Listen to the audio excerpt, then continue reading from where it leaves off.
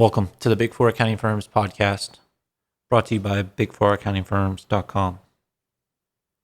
Well, today we have some huge news. I've been busy, a few other things, but today is some pretty insane news. It appears that some rumors have come out about E&Y, and they have sort of gotten away from E&Y. Obviously, leak had to come from a partner, and it appears that E&Y is considering breaking apart their audit business from the consulting tax business of E&Y. And they've had to fight down these rumors throughout the day. They've had to send internal information out, reassuring the employees that they have their best interests in mind. Apparently it's not final, but it would come down to a vote, obviously, for the partners. The partners would have to vote for it, but it seems like this potentially might happen. You're going to have to stay tuned to this podcast, to our website, to figure out whether this really happens. Right now, it's not final or confirmed by the global CEO, Carmine DeCibio, about whether the firm will break apart the audit line of practice. And it wouldn't be just in one country either. It would be globally where they're doing this. That's what the rumors are. And people are saying that it's due to Wirecard and other scandals that they're facing. But E&Y, relative to other accounting firms, doesn't have as many.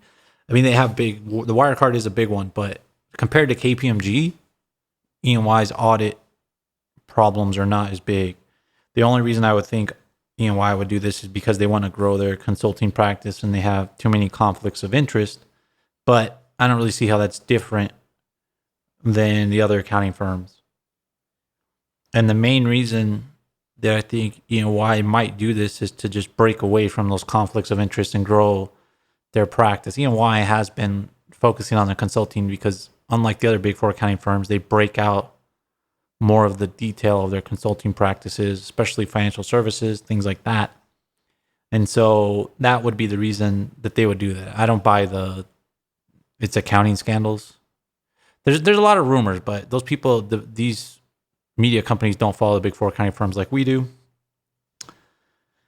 Would this be a big issue? No, people are comparing it to Arthur Andersen. Arthur Andersen's completely different because Arthur Andersen, the United States was invested in making sure that they went under and wrecking all those jobs. This would be an internal decision by E&Y, I think, to get rid of conflicts of interest, but also something that people aren't really talking about is that auditing is dying.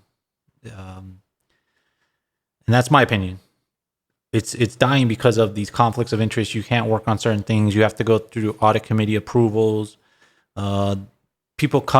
These companies come to you, especially as they mature every year, and they reduce their fees.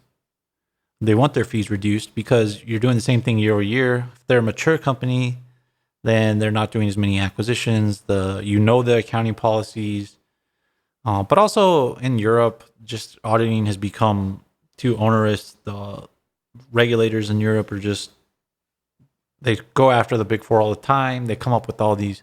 You have to rotate. There's all these regulations that come out, and in Europe they blame the auditors for basically every company that goes under. And so I see why they would want to do that. But also another thing with E&Y is you have to remember their auditing practice really focuses on technology, and the technology audits don't bring as much money as financial services. So there's a lot more potential here. I'm sure the particulars of this would be extremely confusing and difficult to work out because if you're an audit partner, I think the revenues from the rest of the firm help you with your paycheck. It might be easier for you to win client work though, and I think the other reason I think this is somewhat ridiculous, other than the fact that E&Y might do this to increase their consulting practice, is because what is going to happen if E&Y auditing breaks away from E&Y consulting? Well, the audit firm won't go its own way. and they'll pretend to be this independent audit firm that only works on auditing. But what does every accounting firm eventually do? They're professional services firms. They're going to get into consulting because you're in the door of the largest firms in the world. So I don't know if I buy it yet. I mean, I could be wrong. We could be proven wrong tomorrow, but I don't know if I buy it. And I don't. And even if EY does it, it's not that big of a deal to me. I feel like the accounting firms are headed this way anyway. If EY does this, people are going to be in shock and awe for a little bit. But then I bet you KPMG is going to be right behind them doing it. I don't think PwC can't do it because PwC, if you listen to this podcast and look at our ranking pages and everything, is the largest audit firm. I mean, so I think them as a whole, they enjoy having a large audit practice and coupling that with their consulting. They bring them together.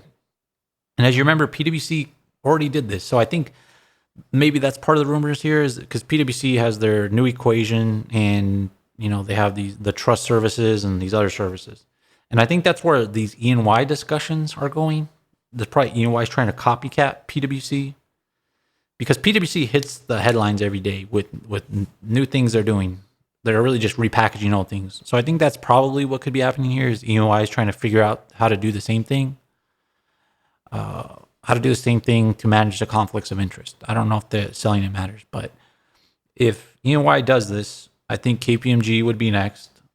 And if KPMG does it, I think Deloitte would do it because Deloitte's audit practice is small as well. Like Deloitte's already keeps their audit practice small because they kept their consulting through Arthur Andersen and they kept growing it. So to me, this isn't crazy. It would be big news, but it would make sense either way.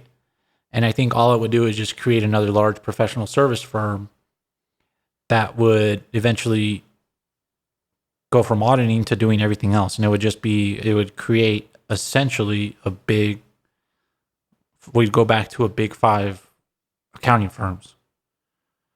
Or this other E&Y would just be a consulting firm. But again, you have these people with historical accounting knowledge that they're not going to create another audit practice too.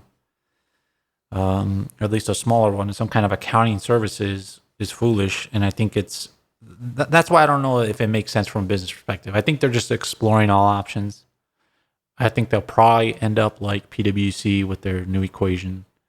But there's a lot to come here. This is humongous news in the Big Four accounting firms. It's been a big year of change in the Big Four accounting firms, the way they compensate people, the way they allow people to work, pushing ESG, just everything is moving, and it's moving a lot quicker, which is interesting. But I think there's so much money floating around the world, and that could be another piece of this, right? Is there's so much consulting work going around. The E&Y feels like they're missing out. That could be another thing that's happening here. But huge news out of the Big Four accounting firms.